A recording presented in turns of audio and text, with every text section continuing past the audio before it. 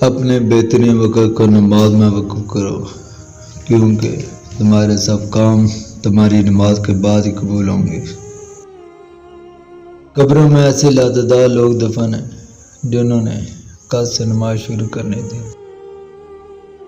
تھوڑی سی تھکاوٹ کی وجہ سے نماز نہ چھوڑو، ان سے کچھ سیکھو جنہوں نے جسم پر کنجر کھاتے ہوئے بھی آخری سجدہ نہیں چھوڑا۔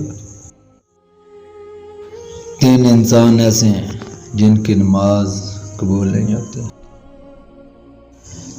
ایسا غلام جو مالک کی اجازت کے بغیر بھاگ جائے، جب تک پلٹ کے واپس نہیں آتا اس کی نماز قبول نہیں ہوتی۔ ایسی عورت جو اپنے خامہ کو ناراض تو کر لیتی ہے، جب تک اس کو راضی نہیں کر لیتی تو اس کی نماز قبول نہیں ہوتی۔ ایسا انسان جو لوگوں کو نماز پڑھاتا ہے لیکن لوگ اس کے گناہوں کی وجہ سے اس کے پیچھے نماز پڑھنا نہیں چاہتے، اس کی نماز بھی قبول نہیں ہوتی۔ رسول اللہ صلی اللہ علیہ وآلہ وسلم کا ارشاد ہے، ہمارے اور کفر کے درمیان فرق نماز ہے، جس نے نماز چھوڑی اس نے کفر کیا۔